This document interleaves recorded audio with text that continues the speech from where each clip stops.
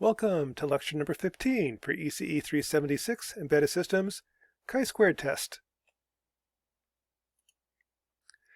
Now, this is the next lecture, our kind of an introduction to statistics. Every time you roll a die, you get a different result. Every time you run an experiment, you're going to get different results. Statistics is a branch of mathematics that allows you to analyze such random events. And with statistics, you can answer questions such as, is a six-sided die biased? Meaning, do some numbers come up too often? What's the 90% confidence interval for the energy in a AA battery? Does a lid significantly increase the thermal resistance of a coffee cup? Anytime you collect data, you're going to get some variation. Statistics is how you actually analyze that data. So this class and the next one kind of introduce you to data analysis. It's kind of an area that I really get a kick out of. It's also, once you get your data, what do you do with it? There's a whole lot more you can do with statistics. Actually get a PhD in if you want. ECE 343 Signals and Systems touches on statistics. In my opinion, everybody should have a couple courses on statistics. What I found is very few people actually understand statistics, and so you have a lot of bad data analysis going around. Again, this is going to be very brief, only 2 lectures on it. If you get a kick out of it, I definitely recommend taking some courses on statistics. Again, I really enjoy it. To start out, we're going to look at 2 types of tests, a chi-squared test today and a t-test on the next lecture. A chi-squared test is a test of a distribution. It's when you want to find out, is the distribution really uniform? Is it really a normal distribution? Is it Poisson? Here we're going to look at specifically a die roll. Previously, we had a way to generate random numbers, like a 6-sided die. I want to find out, is that really a fair die? Is it loaded? And it's not really obvious whether it is or isn't. And from our last lecture, the software that we're using to generate a random number is the following. I'm going to wait till you hit a button. While you're holding it down, I count really, really fast. And the duration, actually, the number at the time that I release the button is my random number generator. So depending upon the person to be inconsistent, that's my randomness.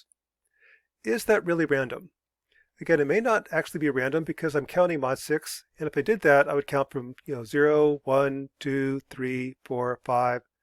When I go 5 to 6, now suddenly I check to see the answer is bigger than 5, go back and clear it, start up from 0 now. Those extra lines of code might mean that I'm spending a little bit of extra time on, say, the number 5, or maybe the number 1. That extra time would show up as that number, that die roll, coming up too often.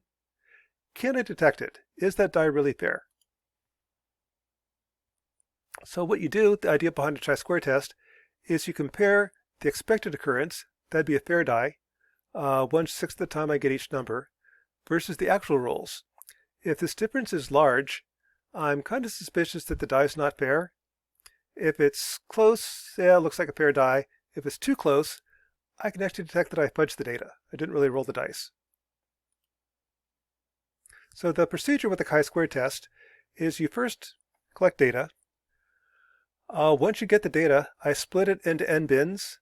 For a 6-sided die, I could have 6 bins, 1 for each number, but I don't have to do it that way. I could have 3 bins, have the numbers 1, 2, and 3 in one bin, 4 and 5 in the next bin, 6 in a bin. How you split it up is kind of up to you. Once you split it up into bins, I then compare the expected frequency for each bin compared to the actual frequency. Take that difference and square it. So a small difference, if it's too low or too high, those are both bad. Take that relative to the expected frequency, add them all up. That's my chi-squared score. If the chi-squared score is really, really large, that means my data is inconsistent with my assumed distribution, and that'll show up as a high probability that the distribution is wrong. I then convert the chi-square to a probability using a chi-squared table or a stat track. Now, a chi-squared table looks like this. On the left, I've got the degrees of freedom. That's the number of bins minus 1. That kind of makes sense. If I have 2 bins, it could be either heads or tails. That kind of makes some sense. If I only have 1 bin, that doesn't tell me anything. Something's going to happen. So with just 1 bin, I toss a die, something happened. That doesn't tell me anything. I've got to at least split it up into two different bins, meaning 1 degree of freedom. If I have 6 dice, 6 bins, I'm actually going to have 5 degrees of freedom. The chi-squared score is the number in the middle, and the probability of rejecting the null hypothesis is on the top. If I get a really large number, like 16.75, that says my data is inconsistent with the assumed distribution. I could be 99.5% certain that this is not a fair die. It's loaded. If I get a number in the middle, that's typical. That doesn't tell you much. If I get a really, really small number, that actually tells you that the data has been probably fudged. There's a chance if I toss the dice 120 times, I'm going to get 20 0 or 21s, 22s, 23s. It's not real likely, though. If my data is too good, that shows up in a chi-square table as having a probability that's too small.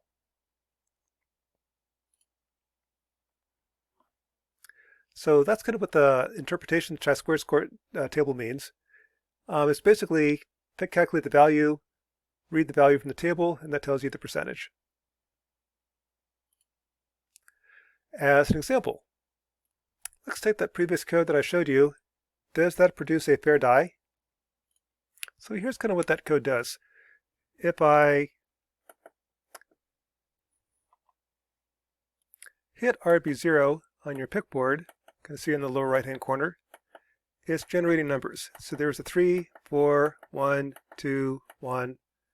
At the same time, the data is showing up on the serial port. So I can toss the dice a whole bunch of times, collect some data. I can then take that data, copy it to the clipboard, throw it in MATLAB, and analyze it. So once I get that data, actually what the experiment is going to be is I'm going to have 6 bins. I'm going to collect a whole bunch of data points, meaning hit the button a whole bunch of times. Count how many times I got a 1, how many times I got a 2, and so on. Then compute the chi-squared score for each bin, add them all up. That's my chi-squared value. And then use the chi-squared table to convert that to a probability. If the chi-squared score number is too large, it looks like it's not really a fair die. If it's small, yeah, probably it is. So, hitting the button 129 times, here's what I got. I got 23 1s, 16 2s, 22 3s. This is the first die roll, got a 4, then a 5, then a 3, then a 1. So there's the results. Is this a fair die? Well, using a chi-squared test, what I would do is I've got 129 numbers. Each number should come up 1/6 at the time. So there should be 21.5 of each number. This is the actual frequency. Take the difference in the two.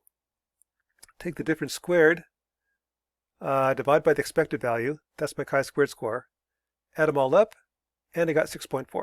So that's not my probability. That's my chi-squared value, chi-squared score. To convert that to a number, that's where you use a chi-squared table. I've got 6 bins, meaning 5 degrees of freedom. I want to take the number 6.4 and find that on the table and find out the probability. So it looks like 6.4 is between 10% and 90%. I can also go to StatTrack. StatTrack is actually a really nice website. I can sit there and input for a chi-squared test, 5 degrees of freedom, chi-squared score is 6.39, calculate, and it gives me 0.73. So I'm 73% certain that this is not a fair die. What that really means is you're not going to accuse a casino of cheating with only 73% chance of likelihood. It could just be random. So really, it's no conclusion. If it's not above 90%, I've got no reason to reject this being a fair die. Second case, let's change the software. Let's make this a loaded die. Here what I'm going to do is generate 2 random numbers, my fair die roll, number 1 through 6, and then another number, x. This is 101 because that's a prime number. I don't want these to be in sync with each other. I'll then say 10% of the time, no matter what I got, I'm going to force the die roll to be a 6. So 10% of the time I'm cheating, I'm always rolling a 6. The rest of the time it's a fair die. Can I detect that this is a loaded die? And by detect, that means I'm going to roll the dice 100 times. Can I see that this is really a loaded die and I want to accuse or quit playing? So to do that, what I do is I roll the dice. Same thing I did before, change the software, roll the dice 100 times, and here's what I got. And notice I'm getting a lot of sixes. That's kind of expected. 10% of the time I'm going to get a 6. All the rest are just spare. Throw that in a chi-squared table. And I've got the expected frequency. Again, 100 divided by 6 is 16.67. Here's the actual frequency. Take the difference squared, divide by expected frequency. Add them all up, I get 6.68. To convert that to a probability, you can use a chi-squared table or a stat trek. 6.68 corresponds to a probability of 75%. Again, I'm not real certain that this is a loaded die or not. The case of a loaded die, right here, doesn't look all that much different than the fair die. I've almost got the same chi-squared score. So it's actually really hard to detect loaded dice. If I were to roll the dice often enough, like here I rolled it 348 times, spent 2 minutes hitting the button, rolling dice. If I do that 348 times, repeat, I now have a chi-squared score of 12.55. That's 97%. So if I have enough data, I can see that the die is loaded. But with enough data, that means if it's like $1 a bet, I'm probably broke at this point. But at least I'll know why. Some other things you can do with a chi-square test. I can actually determine how loaded I can make the dice and get away with it. For example, suppose I want to create a loaded die. Basically, I want to cheat. And I want to make sure that there's only a 5% chance that someone's going to detect that I'm cheating after 120 rolls. How loaded can I make the die? And here by detect, I mean 95% chance of detection.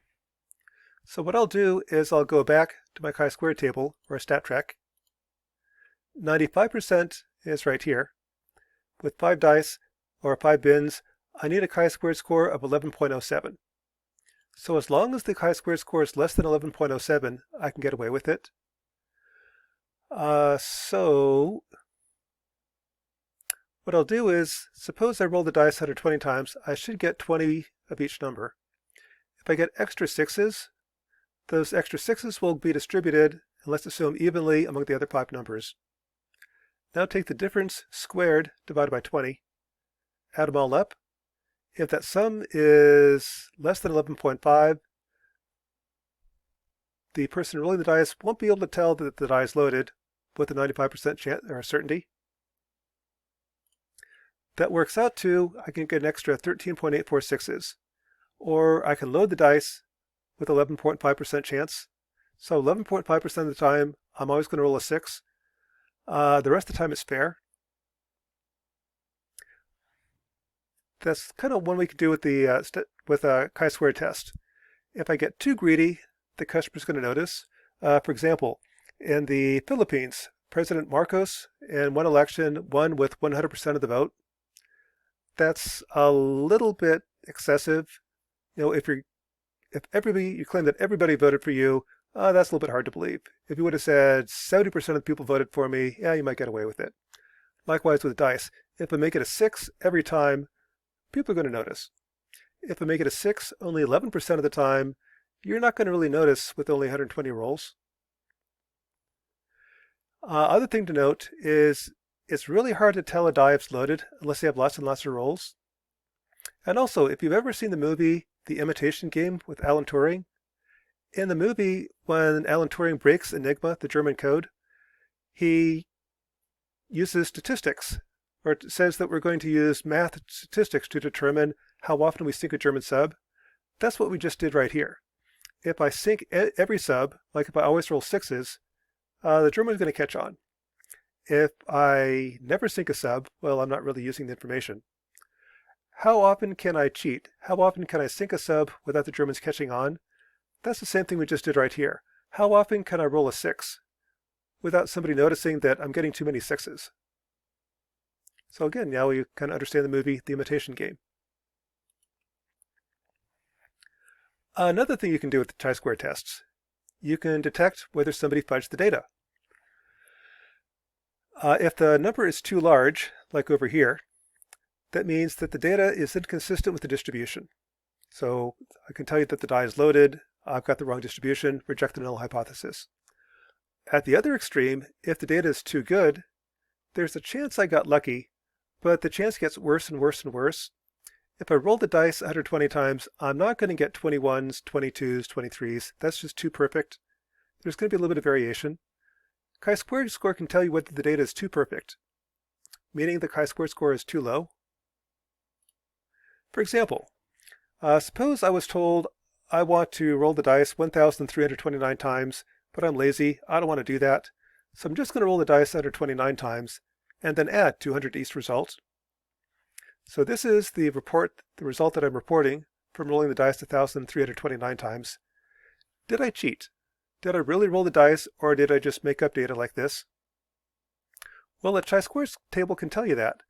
If I roll the dice 1,329 times, here's how often I should get each number, how often I report that I did get it. Here's the difference squared divided by expected value.